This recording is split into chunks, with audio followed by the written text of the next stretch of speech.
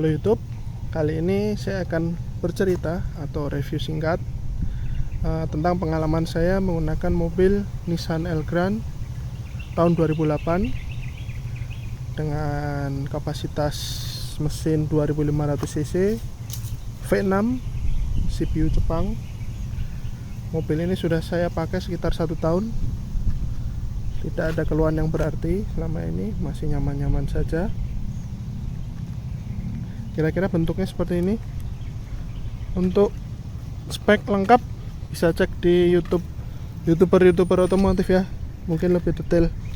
Kalau saya hanya sekedar bercerita apa aja kira-kira plus minusnya mobil ini selama saya pakai. Mobil ini warna hitam namun memiliki cat bunglon ya. Kalau terkena sinar matahari agak ke biru-biruan, ungu-unguan. Unitnya seperti ini, masih pakai velg standar. Ban saya pakai Bridgestone HT. Udah dipoles tapi udah agak lama sih, jadi udah kurang, masih bisa maksimal lagi ini kinclongnya sebenarnya. Lanjut, kenapa kira-kira kalian harus mencoba mobil ini? Menurut saya ini adalah opsional mobil selain Alphard tentunya. Dan yang saya punya ini seri E51 tahun 2008. Kira-kira harga secondnya 11-12 sama Alphard Gen 1 ya. Tetapi untuk rasa dan fiturnya saya berani jamin ini lebih enak daripada Alphard Gen 1. Perlu digarisbawahi Alphard Gen 1 ya, karena saya sudah pernah coba dua-duanya. Untuk range harga 11-12 sama Alphard Gen 1. Gimana? Menarik nggak? Sama-sama captain seat. Tidak murni captain seat yang belakang, tapi bisa dilipat juga.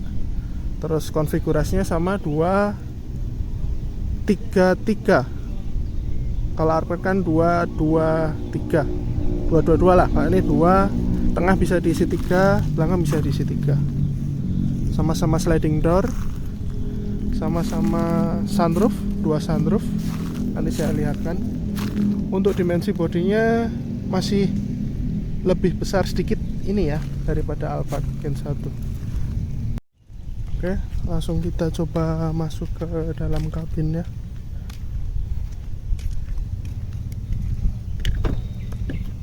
Kuncinya menggunakan remote,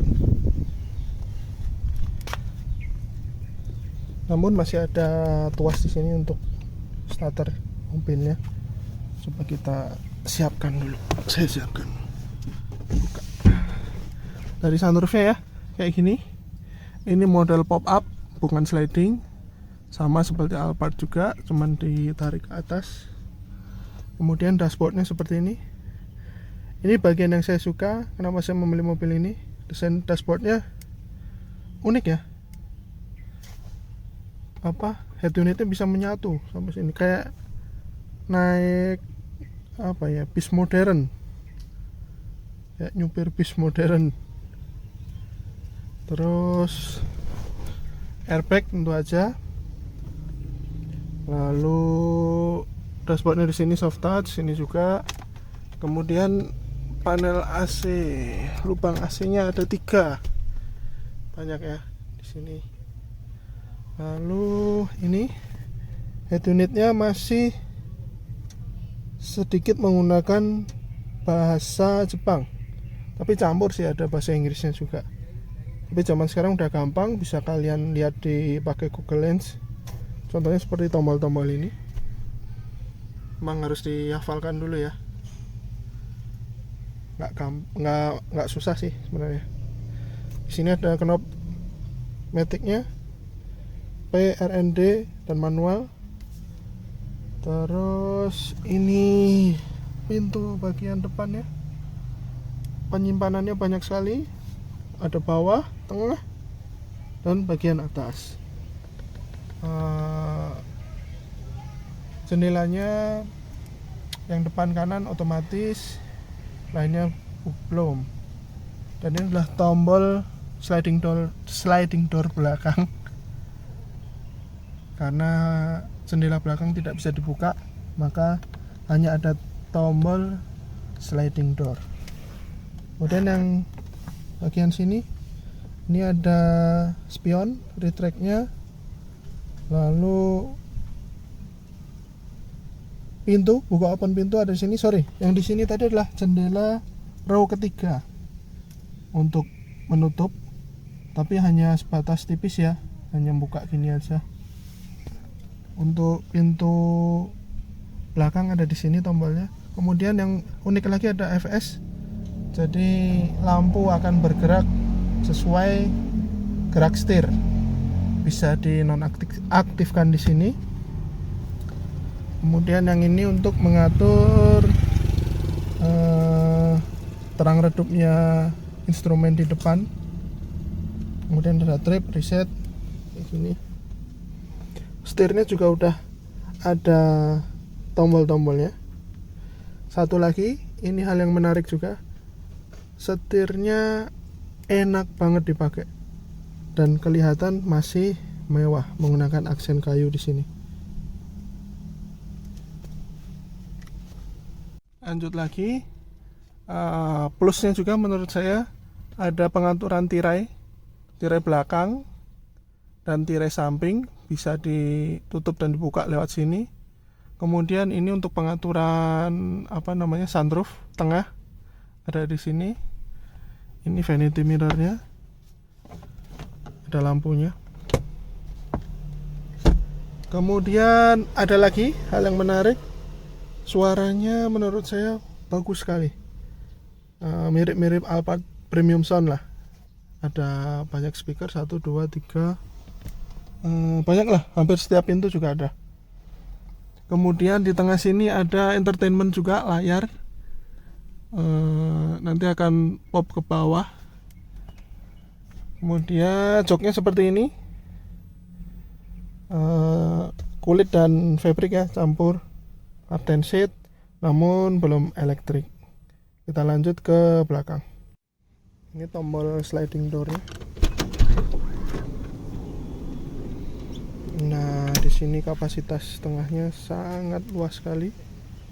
Kalian bisa selonjoran, tiduran di tengah. Besar sekali row kedua ini. Kemudian ini adalah sunroofnya. Bisa dibuka, kalau ini bisa dibuka ke belakang, elektrik. Kemudian tirai tadi bisa otomatis. Lalu kisi AC ada di sini. Belakang juga ada. Kemudian konfigurasi jok ini yang menarik.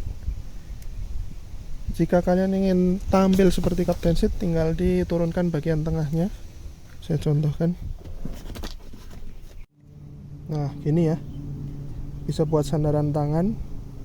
Namun jika yang membutuhkan tempat lagi untuk duduk, ini bisa diangkat seperti tadi. Jadi bisa diisi penumpang juga. Kemudian ini bisa di slide sampai ke depan sini, jauh ya. Joknya juga bisa di slide ke depan dan bisa diputar. Coba kita duduk di tengah. Begini tampilannya. Untuk tahun 2008 menurut saya udah istimewa ya. Dalam arti udah mewah, tampilannya sudah mewah. Karena mobil CPU mungkin fitur-fiturnya juga lengkap.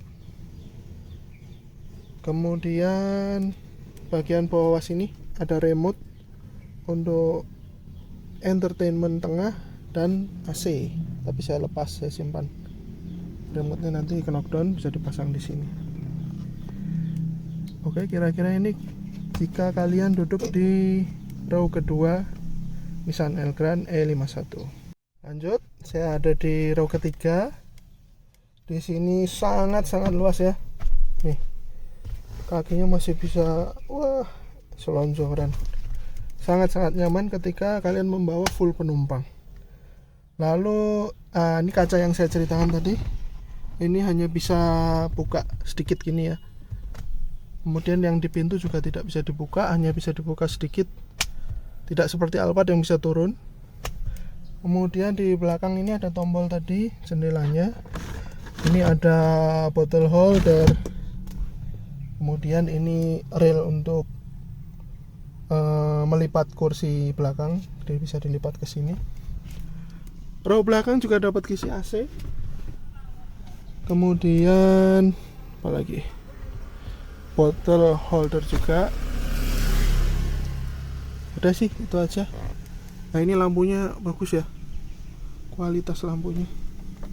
Ada beberapa level brightness. Tuh, udah banyak. Oh ya, lanjut lagi. Ada hal yang menarik juga untuk AC semburan kaki. Di row kedua ada. Kemudian di row ketiga juga dapat lagi. Lengkap ya. Kemudian ini ketika saya keluar, gampang sekali di row ketiga. Nih, kira-kira space-nya seperti ini. Sangat-sangat luas. Bahkan pernah ada yang coba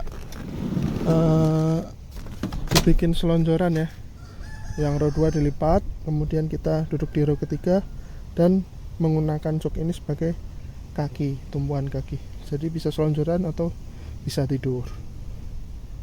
Nah ini tampilan dari belakang seperti ini, kacanya seperti menyatu. Kemudian ini emblemnya saya ganti warna hitam, emblem Elgrand. Sini ada tulisannya Highway Star, wiper. Ini tampak sisi belakang kiri, cakep ya. Jarang ada di jalanan nih, jarang banget saya ketemu mobil yang sama, tipe yang sama. Kayaknya lebih banyak yang E52 ya, yang Elgrand yang baru daripada yang ini. Oh ya, lanjut ceritanya. Setelah pakai 1 tahun, saya sudah melakukan ganti oli matic, oli mesin. Kemudian karena penggerak belakang, oli kardan, tapi nggak jadi diganti karena mekaniknya katanya masih bagus, tidak perlu diganti. Ban mungkin ya. Terus sama kaki-kaki saya mengganti bearing depan dan belakang kalau nggak salah, ingat saya. Spare partnya sebenarnya ada sih, tapi agak susah sih ya. Tapi ada kok, kalau dicari ada. Di Topet juga banyak. Kan urusan kaki-kaki ya. Kemarin saya beli bearing sekitar 500 ribuan satunya. Kemudian apalagi yang sudah saya ganti? Oh, AC nggak diganti tapi perawatan aja. Kita flush AC dan ganti oli AC yang baru. Filter juga ganti. Apalagi tune up service biasa di bengkel langganan. Bersihin ini bagian pembakaran, lalu bersihin filter di bensin.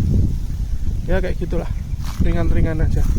Untuk yang berat saya belum, karena emang tidak ada kendala. Untuk kalian yang tertarik, mungkin memang dalam benak kalian mungkin ini mobil yang aneh ya, susah, mungkin kalian nanti pasti takut karena spare partnya nggak ada atau spare partnya jarang. Tapi enggak, sebenarnya masih ada, masih banyak yang jual juga di online. Komunitas juga ada. Kemudian gini, jika kalian berencana nyari premium MPV ya namanya kayak gini ya, dengan budget sekitar 150-170, mungkin bisa dipertimbangkan selain Alphard Gen 1 ya. Soalnya kalau Alphard Gen 2 masih 200 jutaan. Serius, kalau kalian berencana ingin membeli Alphard Gen 1, kalian coba dulu mobil ini. Kalian bandingkan, kira-kira mewah yang mana, enak yang mana, naikannya. Dan jika nyari mobil ini tentunya pilih yang benar-benar bagus kondisinya, karena emang spare partnya tidak seperti mobil lain. Gampang, jika kalian udah dapat yang bagus, pemiliknya jelas, langsung aja kalian sikat. Ini harganya 11-12 tadi yang sudah saya sebutkan sama Alphard Gen 1, tapi kemewahannya bisa mendekati Alphard Gen 2, itu menurut saya. Ini jika berbicara premium MPV ya. Kalau ngomongin Serena atau apa ya, Navwan atau Delica mungkin masih satu kelas di bawahnya ya. Oke, kira-kira videonya ini aja. Untuk spek lengkap kalian cek di youtuber otomotif lebih lengkap. Kalau saya hanya ingin sharing aja, sharing pengalaman menggunakan mobil ini, plus minusnya apa, hal yang menarik apa tadi sudah saya sebutkan. Kemudian minusnya menurut saya ya apa ya, populasinya sedikit, jadi spare part KW-KW itu jarang atau sedikit jumlahnya. Tapi jangan takut, ada komunitas, ada grup Facebook, aman lah semuanya. Oke ya, terima kasih, semoga sehat selalu, lancar rezekinya. Assalamualaikum warahmatullahi wabarakatuh.